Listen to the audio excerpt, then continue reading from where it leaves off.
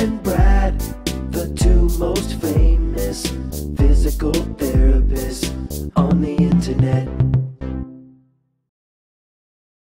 Hi, folks. I'm Bob Show, physical therapist. Brad Heineck, physical therapist. Because we are the most famous physical therapists on the internet. In our opinion, of course, Bob. Today, we're going to go over a simple way to improve your hunchback posture while you sleep. You really can't beat that, Bob. No, you can't, because it's, it's idiot-proof to some extent. Well, we'll talk about that. We'll figure it out.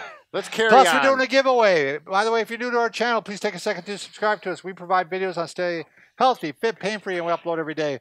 Also, if you want to join us on our social media channels, especially on Facebook, we always pin it to the top of the page. Or if you go to Bob and Brad giveaways, right, we are giving away the SleepOvation Mattress. There you go. And these are deluxe mattresses. Yep, 700 individual mattresses. You got air channels here to keep it cool. There's a cover that goes over the top of this. We just wanted to show it off, though, right, Brad? Right, yeah, you don't get it like this. So you just go in and you sign up, and you can get a lot of different chances at it, too, if you, sign up for Instagram and all that, too. So right, it doesn't limit you for one. It's like playing the lottery, but a lot better better odds, that's much right. Better. All right, so when you have hunchback posture, basically what we're talking about here, can I stand? So usually you have you want to show it on me, Brad? Yeah, okay. So rounded upper back. Yep, and you'll see that it's kind of hard if you have good posture to get into it, but Bob's doing a pretty good job. The shoulders round forward. And then your head tends to be like this. So you can see where forward you're going. Head. Yep.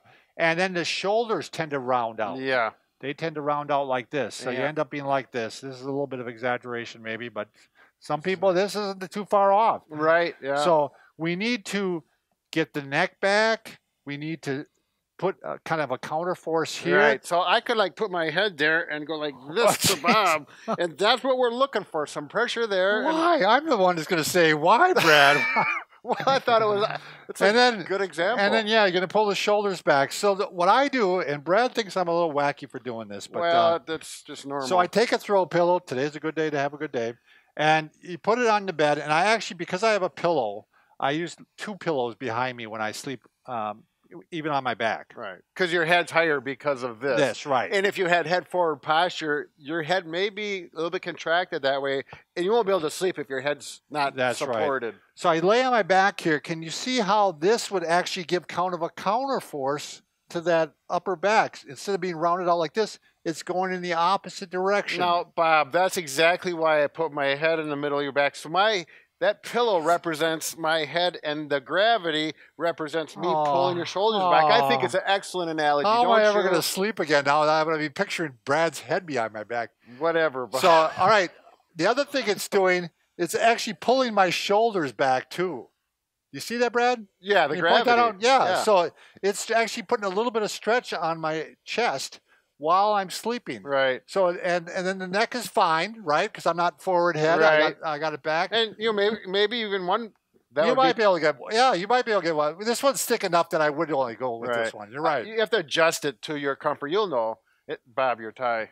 So then when you're sleeping on your side, normally what you do, you sleep on your side. And you lay right on the shoulder, which is what? Rounding it out again. Promoting that posture that you don't want. So instead, you take the throw pillow and you create the little canal. Brad's amazed that I can do this in the middle of my sleep when I do this, but I do.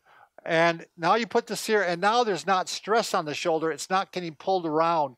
You can actually keep it back and keep it in good posture and then lay on the pillow like this. So. Then you might have to have the second pillow when you're on your side. Right. It all depends. Everyone's body's a little different and whatnot. I have one normal pillow, and I have a real thin pillow underneath it too. So and then your throw pillow. And then my throw pillow. Actually. And so you actually do this on a nightly basis. Absolutely. And I am, because I'm tall, I really do have a tendency to get curled over. Well, yeah. I mean, we all do, but I mean, seriously, when I'm talking to people, if I'm like this, you're down here, and so I have to, I can just. It's the plight of the tall man. Right. You didn't realize there was. What do you think Giannis has to do? He's 7 foot. Yeah, that's right. The Greek freak. So, all right. So I think we made our point. Give it a shot.